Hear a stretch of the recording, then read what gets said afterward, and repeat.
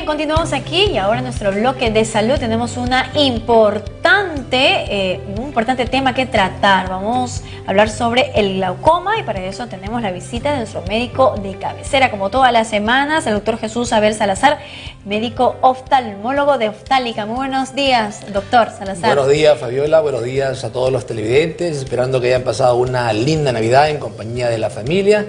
Y me pongo a su entera disposición. Muy bien, doctor. Esperamos también nosotros, todo el equipo de Visión Noticias, que haya pasado usted y su familia unas lindas Navidades. Muchas gracias. Pero ahora tenemos que hablar sobre este problema que es el glaucoma. ¿Qué es el glaucoma?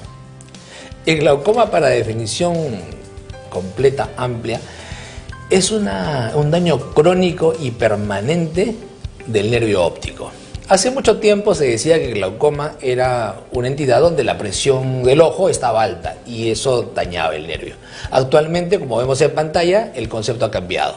¿Por qué ha cambiado? Porque es un daño crónico e irreversible. Significa que una vez que se dañó el nervio óptico, no hay marcha atrás. Si, por ejemplo, un paciente se queda sin visión por una catarata, esta catarata se opera y el paciente, si no tiene lesión en el polo posterior, ya sea en la retina, en el nervio, etcétera, va a volver a ver. Sin embargo, el glaucoma no. Cuando llegamos a la etapa final y se pierde la visión por el glaucoma, no hay vuelta atrás con ningún tipo de cirugía. Entonces es un daño crónico irreversible del nervio óptico y ahí viene la tingencia y el cambio con presión alta o con presión normal. Es decir, una presión normal no nos garantiza que tengamos un glaucoma. Sin embargo, una presión alta tampoco necesariamente es un glaucoma. Puede ser un paciente con presión alta, pero que nunca haga la enfermedad, o sea, que sea muy resistente a presiones altas. O sea, las causas son variables. Sí, por supuesto. Entonces, ¿qué cosa es el nervio óptico para ubicarnos en la anatomía? Es como un cable que lleva la imagen hacia el cerebro para que sea esta información procesada. Como vemos en la figura, tenemos en el polo posterior el nervio, que es como un cablecito que se va al cerebro. Y la imagen inferior ya pues es el nervio en la retina, con la mácula y los vasos. Entonces, ese es el problema y el peligro del glaucoma. El glaucoma, si hablamos de síntomas, lamentablemente no presenta síntomas. Nosotros cuando vemos a un punto específico, de repente te estoy viendo, veo la cara de la señorita presentadora Fabiola y la estoy viendo, pero al mismo tiempo con la parte periférica de mi visión estoy viendo la ventana, estoy viendo los otros elementos que existen en esta habitación. Entonces vamos perdiendo lentamente la visión periférica y nos mantenemos con una visión finalmente en el estadio avanzado central o tubular y vemos como si estuviéramos viendo por un tubito. Y por ese tubito vemos bien, por eso que el paciente no se percata que hay lesión periférica y que vamos lentamente perdiendo el campo visual. Existen pacientes que en el estadio ya casi final ven 20/20 de visión, o sea, visión normal, ven bien. Y no creen, algunos no se convencen que no tienen glaucoma. Se pierde ese tubito de visión y se pierde la visión y lamentablemente no hay marcha atrás. Tenemos también en la siguiente imagen dos nervios. Los nervios, para efectos de una explicación más práctica y sencilla, son como picarones. Aquí no le gusta a un rico picarón. Y en el picarón tenemos la parte comestible, que es la parte gruesa, la pulpa del picarón, que correspondería anatómicamente a la cantidad de fibras nerviosas. Tenemos más de 1 millón de fibras nerviosas. Entonces, ese más de 1 millón de fibras nerviosas se van perdiendo lentamente. Se van destruyendo por la presión alta en este caso, o bueno, cuando es glaucoma, tensión normal, también es una fisiopatología distinta. Entonces, al costado, tenemos en la imagen de la derecha, vemos un picarón muy delgadito, si hacemos el ejemplo analógico o la comparación analógica, muy delgadito, donde vemos una palidez y la parte comestible ya es muy delgada, significa que se ha perdido gran cantidad de fibras nerviosas. Por lo tanto, la visión periférica se ha ido perdiendo poco a poco. Si vemos en la lámina siguiente y me ayudan, podemos ver cómo escalonadamente hay, por ejemplo, factores de riesgo. Factores de riesgo. Presión intraocular alta. Hemos dicho que la presión intraocular es un factor de riesgo. Sin embargo, la presión alta no nos garantiza que tenga el paciente glaucoma. Edad entre 40 y 50 años, la raza, los asiáticos y la raza negra son más predispuestos a tener ese tipo de enfermedad. Herencia, mamá o papá con glaucoma, hijos tienen la obligación de hacer por lo menos una vez al año un fondo de ojo para valorar que el nervio óptico no está padeciendo. Exactamente. Porque, repito, no da síntomas. factores vasculares. Ahora, cuando hablamos de factores vasculares tenemos que hablar de la terrible diabetes, ¿no? La diabetes tiene la particularidad de lesionar los vasos de manera tal que al no haber vasos adecuados no se irriga bien las partes de la retina o estructuras internas del ojo. Por lo tanto, el organismo en su infinita sabiduría intenta crear nuevos vasos. Les llamamos en oftalmología neovasos. Estos neovasos son débiles, por lo tanto se rompen, generan hemorragias y todo lo que esto conlleva. Pero también estos vasos se acumulan en el ángulo, porque la pregunta es ¿y por qué se produce glaucoma? El glaucoma se produce porque en este caso, cuando hablamos de presión alta, el humor acuoso, que es un líquido que tiene múltiples bondades y funciones en el ojito, se produce todos los días. Pero al mismo tiempo, como se produce, tiene que eliminarse, así como un caño de agua que se abre y sale el agua para lavarse las manos o para ducharse, luego que cumple con su función tiene que eliminarse. En el ojo también se produce el líquido y este líquido tiene que eliminarse. Entonces, ¿cuándo se produce este daño? Cuando hay o mucha producción o muy poca eliminación. Entonces, ¿por qué no se elimina? O porque no funciona el sitio de eliminación, que es el trabéculo, es un ángulo que existe anatómicamente, o porque produce mucho líquido. Eso se acumula. Entonces, para dar ejemplo práctico, imaginemos que en este estudio está completamente cerrado y lo llenamos de agua. Ya. Tenemos paredes de concreto que son muy resistentes porque están hechas de ladrillo y cemento. Tenemos una puerta de metal y tenemos acá una ventana de vidrio, ¿no? ¿Qué pasaría si esto se llena y se comprime? La presión empezaría a golpear todas las estructuras mencionadas. ¿Cuál es lo primero que se dañaría? Se dañaría primero lo más débil, en este caso la ventana de vidrio. Lo mismo ocurre en el ojo en la parte interna. Aumenta la presión y se empiezan a comprimir las estructuras. ¿Cuál se daña primero? La más débil. Y en este caso la más débil es el nervio óptico. Empiezan a dañarse poco a poco. El más de 1 millón de fibras que comentamos empiezan a destruirse lentamente y empezamos a perder, por lo tanto, la visión. ¿Y eso en un periodo de cuánto tiempo sería sin que el paciente se dé cuenta? Porque como dices, es asintomático. Años, incluso pero no presenta ninguna molestia. Solamente podría presentar molestia cuando es un glaucoma agudo con una elevación altísima de la presión, con dolor y pérdida de la visión, pero es muy rara. O sea, simplemente el paciente se va a dar cuenta cuando ya está en un estado avanzado. Cuando perdió la visión. Cuando ya perdió la visión. O es un hallazgo que se hace cuando, por otro motivo, se le realiza un examen de fondo de ojo y se encuentra que el nervio está muy deteriorado. Porque todavía, a entender, el paciente lo comprende como que todavía ve y que ve. Y dice, no, yo veo. Como repito, hay pacientes en estados finales que ven o tienen visión tubular, como por un tubito, y por ese tubito ven muy bien, pero se va esa visión de ese tubito, chao visión.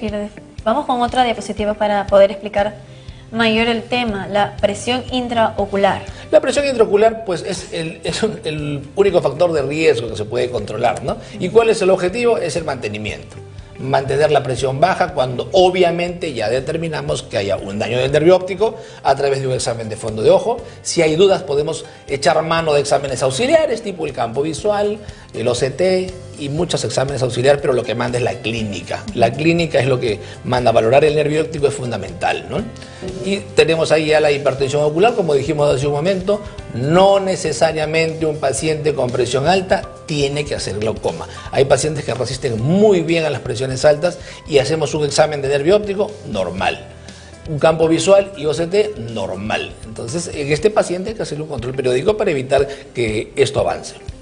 Hay un campo visual también, ya lo que mencionaba. Y si avanzamos en las láminas siguientes podemos ver unos ejemplos para poder esquematizar mejor y que nuestros televidentes nos comprendan. Ahí tenemos una evolución del nervio óptico con glaucoma no controlado. Figura 1, la primera figura en la parte superior. Vemos y nuevamente acudimos al ejemplo del picarón, un hueco pequeñito y la carne, o sea, la parte que es comestible, llena. Eso representa la cantidad de fibras nerviosas indemnes. Ese nervio está totalmente completo y los nervios sanos, ¿no? Y las fibras nerviosas sanas. Abajo, primera figura de la parte inferior. Vemos que el picarón ya un poquito cambió la morfología. La parte comestible ya está más delgada, el centro un poco más pálido. La figura del lado derecho, la que sigue del medio, va adelgazando aún más. Y la última, pues tenemos solamente un pedazo muy delgado de nervio óptico, muy pocas fibras nerviosas, una visión que podría ser aceptable, pero de muy mala calidad. Es decir, solamente ve el centro, pero los costados los ha perdido y no nos damos cuenta. Luego, esto hablábamos también que tenemos que corroborarlo con exámenes auxiliares, cuando es el caso. Obviamente, si es un caso ya muy evidente, pues ya estamos, no hay mucho de qué sospechar. Y vamos a ver acá, figura 1, 2, 3, y vamos viendo una manchita oscura que va apareciendo, y que esa mancha oscura se va acrecentando. Este es un campo visual que nos va avisando o va traduciendo el daño que se va produciendo en el bloque de más de 1 millón de fibras nerviosas. La primera figura es un nervio sano. Yeah. La segunda figura es un nervio que ya tiene un escalón, un daño pequeñito en la periferia, y la siguiente va avanzando. En la parte inferior también, y nos queda un pedacito al centro, y en la contigua también, un pedacito al centro. ¿Qué característica común tienen todas estas 5 figuras? Diremos a simple vista, pues son todas diferentes porque cada vez la mancha negra va avanzando. Sí. Si pasamos a la siguiente lámina, podremos ver la característica común de todos. Si ven atentamente el óvalo rojito que está al centro, vamos a ver que en el nervio sano, el que sigue, el siguiente y el más dañado, la parte del centro está conservada. Sí, pues. Por lo tanto, el daño fue periférico. Este paciente perdió la visión periférica y solo le queda una visión del centro. Eso es lo que usted mencionaba al principio, exacto, pues, ¿no? Esa es la famosa visión tubular. Solo está viendo por un tubito, por el centro, por donde podemos ver el óvalo rojo. Por eso es que el paciente no se da cuenta, porque aparentemente sigue viendo. Pero si ese pedacito termina de destruirse, como que va a pasar, ya no hay paso atrás. Perdió la visión, el paciente llegó a la ceguera. Y es por eso que el glaucoma es considerado en el mundo como la primera causa de ceguera irreversible. Wow, irreversible. La catarata es la primera causa de ceguera reversible. Que se puede operar. Se opera y recupera la visión mientras no haya lesión en el polo posterior. Glaucoma, lamentablemente no. El nervio no se regenera. Wow, lamentable. Vamos con otra diapositiva. Entonces, ¿quiere decir que si a un paciente le diagnostican glaucoma, esto ya no tiene ningún tratamiento? El tratamiento es a mantener lo que queda. Lo que queda de visión. Exacto. Se puede mantener esa pequeña visión que se La tiene. pelea del momento de diagnóstico es mantener. Podemos iniciar el tratamiento con gotas, que es lo más común, gotas hipotensoras, que van dirigidas a disminuir la producción de humor acuoso, o sea, que salga menos líquido del que comentamos al comienzo, o a mejorar la salida. Ahí empezamos con las gotas, que son los métodos menos invasivos, siempre valorando el nervio óptico. Y bueno, y las pruebas auxiliares. El siguiente tipo de tratamiento, cuando no responden las gotas, vienen los procedimientos, ya sea como el láser, cuando es un glaucoma de ángulo cerrado. Cuando este ángulo cerrado se puede abrir con un poquito de láser y se crea una salida.